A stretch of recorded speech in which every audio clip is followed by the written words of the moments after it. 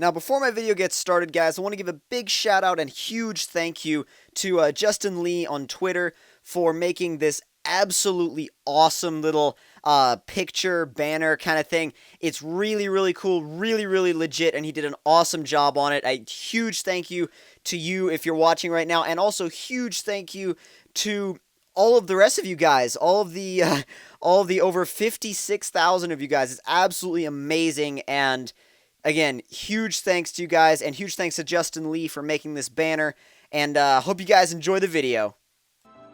What is going on today, guys? Tomcat here, and today I'm bringing you guys another Forza 5 drift build. Now, this is a build I've been wanting to do for a while, and that is the Mazda RX7 FD, the 97 model, and what we're going to be doing in this build is we're going to be doing a V8 swap. Now, I know some people are going to want me to not do the V8 swap, but I will be doing another build in the future where I will be doing a built rotary. So this time will be a V8 swap. The next one will be a built-up rotary. So I'm going to try and do both versions of how you would do an FD drift car, because I know some people, like I said, prefer different ways. Me, I'm kind of more in the V8 group. I kind of prefer the V8 swaps, but the sound of a rotary is absolutely unmistakable, and it's unmistakably beautiful as well.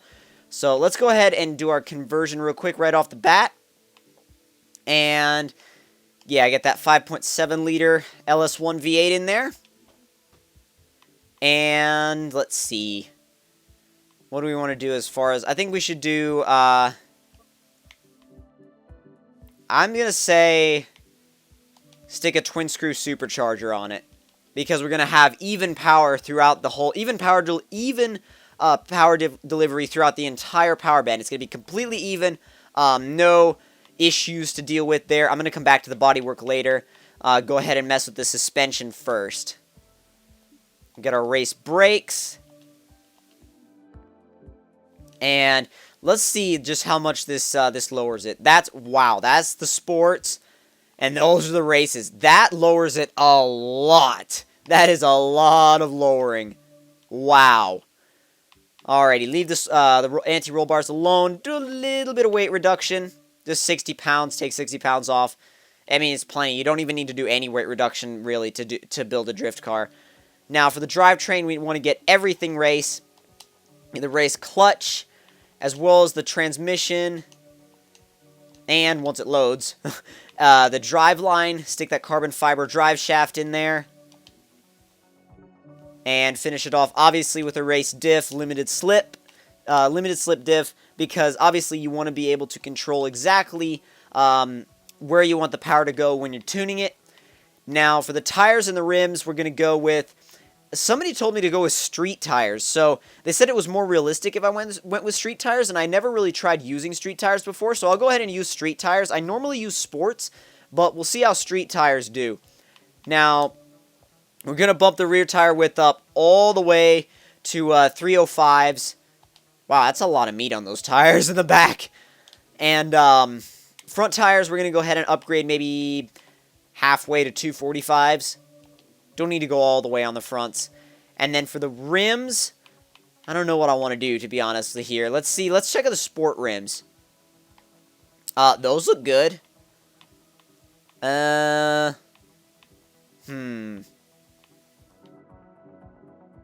Those look nice, too. But so do these. Those actually look really cool.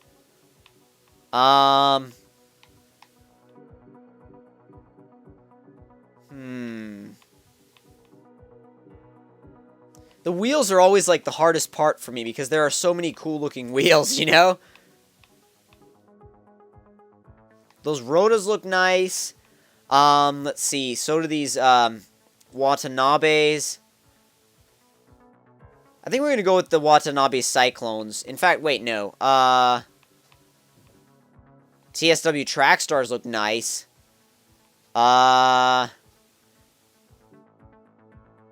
You know what? I like these Wedge Sports. They look really cool. They're kind of different. Let's go with these. I don't see many people using them. Let's see, bring them up to, I'd say 18s. 18s look good. Yeah, 19, maybe it's a little big. I like the way the 18s look. You still got a little bit of, like, meat left on the tire, which I like, because I like the way that looks. It doesn't look like the rims are too big, and it just looks balanced. It just looks nice and balanced. And honestly, I really like the way it looks without a body kit and without any, like, I just think it looks really, really cool, especially with the blacked out taillights. Those look really nice. But yeah, just lowered, not really any body kit, but with the wheels, it looks really clean. Nonetheless, we are going to take a look at the body modifications, though, because I don't want to leave those out of it. Yuck, ugly. Maybe that's pretty nice. But you know what? I really like the look of the stock one. I like it so much, and I feel like I don't want to do anything else to it. But this is nice too. So I'm gonna go ahead and go with the Jun. I don't know how you would pronounce that name. Maybe. Don't really like either of the rear bumpers that much. Yeah, I don't really like either one of them that much, so I'll leave the back end stock. And you can only stick the Forza spoiler on it, but the Forza spoiler actually looks pretty good. So I'm going to go ahead and stick that on there, because a lot of drift cars actually do have rear downforce. And just check the side skirts, and I don't like either one of them. And for the hood, wow, we got a lot of options here. Oh, by far, that's by far my favorite hood for this thing, by far. Now to mess with the power. Definitely getting a new air filter in there. Improve the airflow in the engine. Did not mean to actually go into the ignition system, but we can pick it up anyway. And the exhaust. Definitely want to open that thing all the way up. Full straight pipe race exhaust. Cam the engine, get about 512 horsepower. That's a pretty good amount. I'm not going to go, extremely crazy on the horsepower this time. I'm going to try and build, a really controllable, well-balanced drift car. Let's see what we can do to get it just about to... I was thinking 550, but 560 is good. 560 is just a little bit over, and I think it'll work. I think it'll work. So let's go ahead and go into the tuning shop and get this thing set up. Lowering the tire pressure just a little bit like I always do for my drift cars. And get a little bit of extra camber there. Stop the toe a little bit. And the front caster up to 6.0. Springs, lowering the ride height as much as I can, 5.7 inches. And just going to soften these springs just a little bit. Soften these to just nearby the right. Wow. I didn't even realize I was going to get them just perfect like that. I didn't even intend to do that. Actually, let's see. Soften these up a little bit as well. Let's see. 7. We'll make these 6.5. 6. And then we'll make this 5.5 in the back. And let's see. For the diff, I want a completely straight axle in the back, so 100% and 100%. Apply that and test drive it and see what it has. See how it does. See what it does, you know? Off to top gear. I'm really hoping this thing does well because I love the way this thing looks. I love the way it looks, and I'm pretty sure it'll do well because the RX7 has always been a really good drift platform and also a really good platform for engine swaps, so I think it's going to respond to this really, really well. At least that's what I'm hoping. So, like I said, though, anything can happen in a drift build, and I really hope I haven't messed up the tune either. Wow, they really did a lot to upgrade this interior. This is the first time I've actually seen it, and Turn 10 really upgraded this thing's interior. I'm surprised and impressed. In fact, I'm going to turn up the volume a tiny bit. There, much better.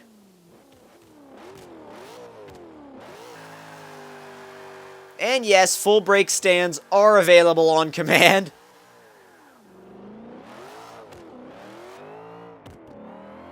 You can hear that supercharger whine. Alright, getting ready for the first corner. This is the defining moment for this car. And I don't have the drift HUD on. Give me a second to turn that on.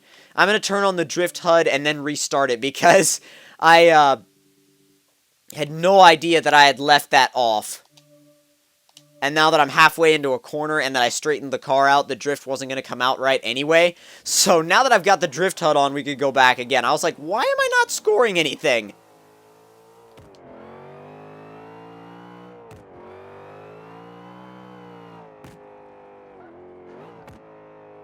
Alright, swing it out. There we go. That was a little too far to the inside to start off, but...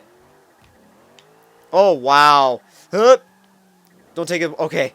Whew, I was like, please don't take the points. Please don't take the points. Please don't take the points. This is really, really good. I'm already noticing this is really nice. Really controllable. You have total control over this thing. In fact, it might be a little too grippy, so I might either decrease the rear tire size or add a bit more power. But as it sits, this thing is good. It's really good. Really stable, controllable, easy, just nice. I mean, I was expecting a decent drift car as I went into this. I'm thinking, well, it's going to be an RX7, so I'm going to expect a decent drift car off the bat. But, wow, this thing has really impressed me. It just does everything I want it to do, except that. I didn't want it to do that. But then again, that was a mistake on my part. So I take full responsibility for that. The car was not responsible for that in any way. Driver error. Driver error.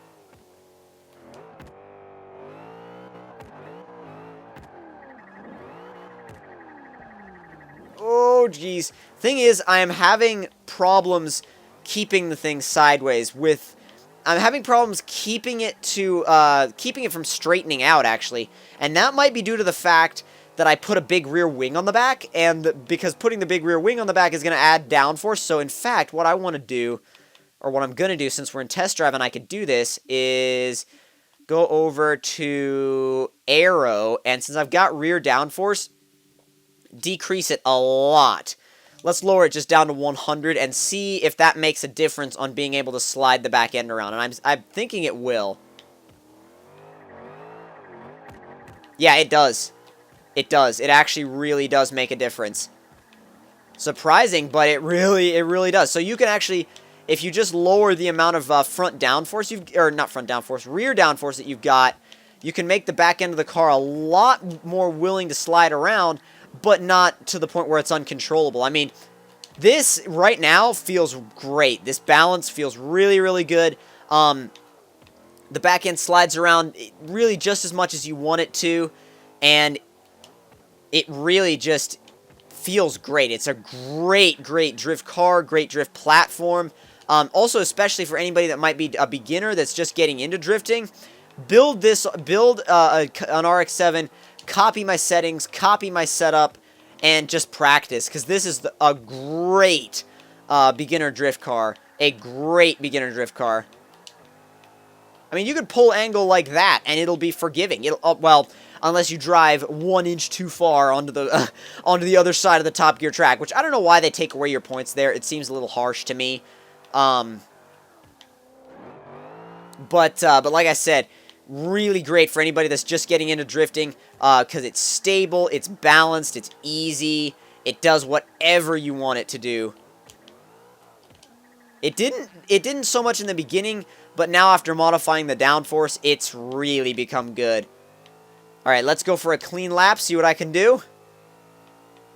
And it sounds like a beast, too. There we go, carrying a little bit of speed.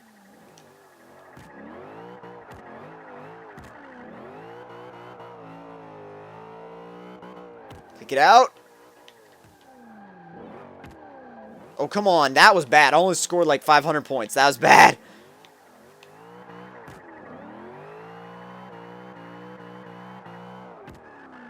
Not bad. It's also easy to recover as well. This car is really easy to recover.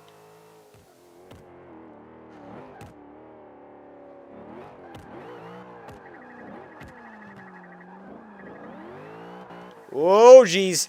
That was a little too far on the inside, but whatever. I'll take it anyway. Keep it, keep it, keep it. Yes! I'll be honest, I'm a little scared about the follow-through that's coming up. But there's apparently no reason to be scared because that went well. I could have scored a little higher, I think, but nonetheless, that went well.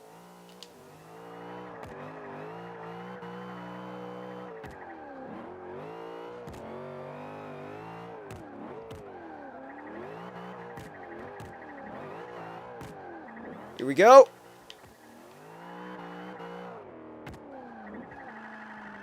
Oh, yes. Oh, yes. Yes, there we go. All right.